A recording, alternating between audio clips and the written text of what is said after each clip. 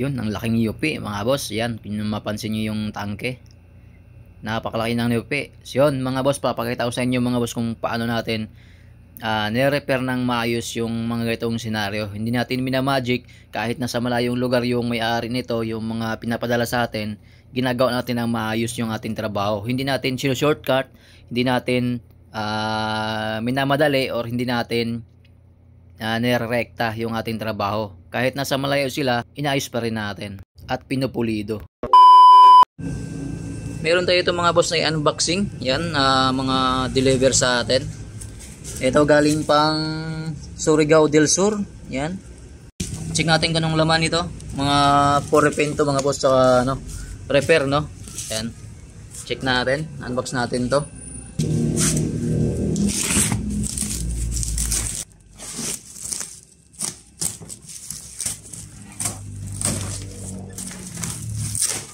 Mga kaha siya.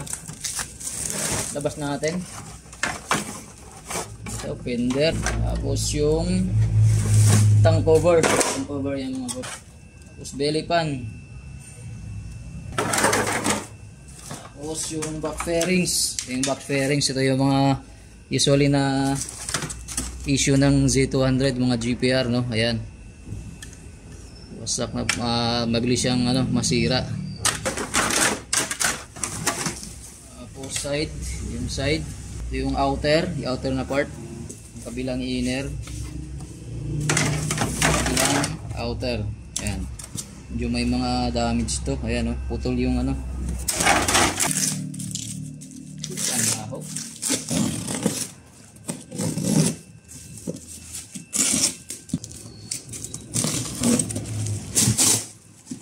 Tangki siya. Okay.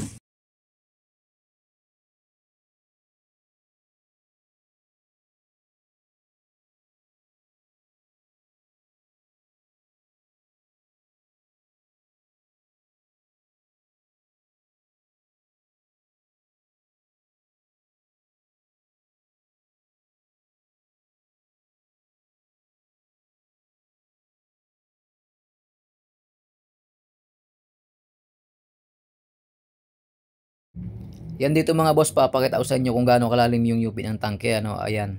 Yan, sobrang lalim. Halos mga boss nasa 2 inch yung lumubog sa kanya. Kaya try natin gawa ng paraan mga boss na hindi purong masilya at itatapal natin dyan. Kasi pag purong masilya, medyo madami-daming masilya ang hahabulin mo dyan kasi sobrang lalim niya. Yan, try natin batakin, no? Para kakaunti na lang yung masilya na itatapal natin. Ayan dito mga boss, yan kung magpansin nyo, medyo mababaw na yung niya, nabatak na natin. At kakaunti na lang yung masilya ang habulin natin dyan kasi yan, kung mapansin nyo sa video, halos pantay na siya. Kaya kakaunti na lang yung ilagay natin na masilya dyan. Hindi na tulad nung una na sobrang lalim talaga. Ayan, kung mapansin nyo, di na lumulubog yung daliri ko pag sinusukat natin. Yung next step na gagawin natin dyan mga boss, kailangan natin i-strip yung part mismo na na binatak natin para makita natin kung may butas siya or wala. Yan, before natin lagyan ng masilya. Ito na mga boss yung UP. Ayan, ito na yung itsura nya. After natin bend ulit, tapos minasilihan natin para pumantay, para pareho nito sa likod, sa kabila. Yan, tingnan yung itsura pagka masilya natin. Napaka-solid.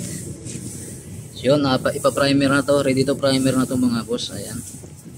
Bali pala mga boss, bago ko minasilyahan yan, tinanggal ko muna lahat ng pintura bago minasilyahan, no?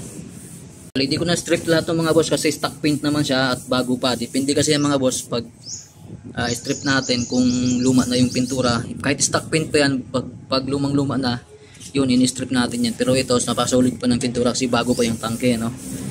Kaya ito lang nilihan natin yung ibabaw. Ayan.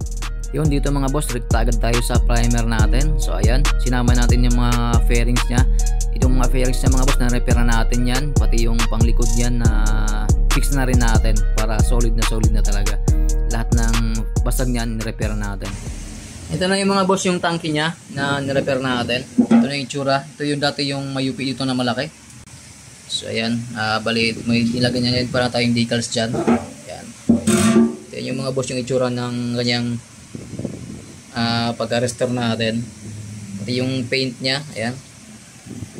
Pati yan dito mga boss, UP yan. Ito, hanggang dito yan yung UP nya. Ito, buong yan. So yan yung itsura.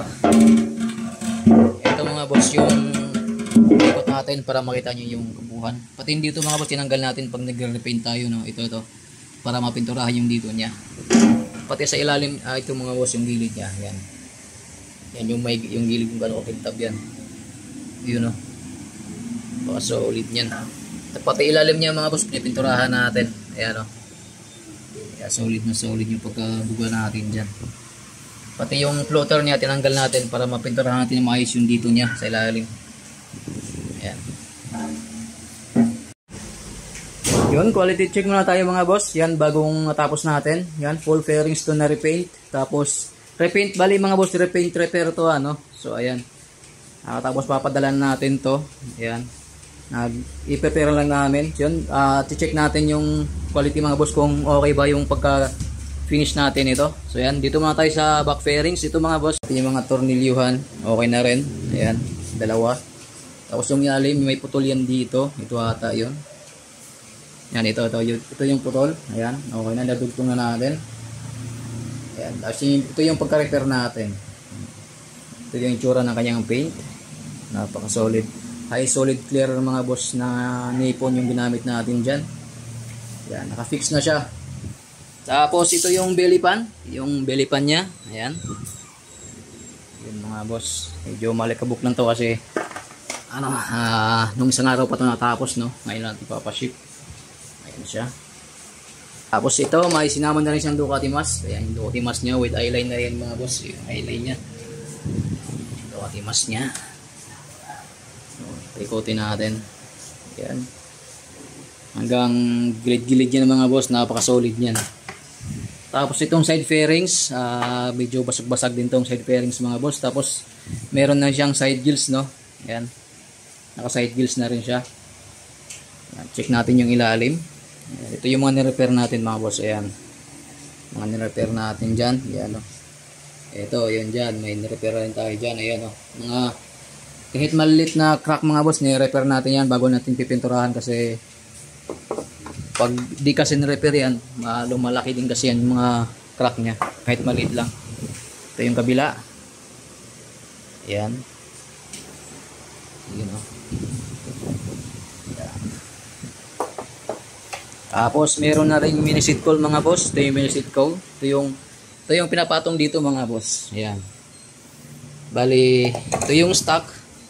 Tatanggalin mo lang yung upuan tapos ipapatong mo to, mga ganyan. Yan, mga ganyan yan mga boss. Yan, ito yung pinakamalala. Yung makita nyo sa video, yung dito niya. As in lumubog talaga yan, yung dito na part. Yan. Pero yan, makita nyo yung itsura niya. Parang walang nangyari. Ito yung kabila, same lang yan mga boss kung anong hugis sa kabila, kung anong pagka-forma niyan. Ganun din sa kabila. Kinuha natin yung parehong hubog niya para parang stock lang din yung tingnan. Ayan. Nilagay na rin tayo yung sticker dyan.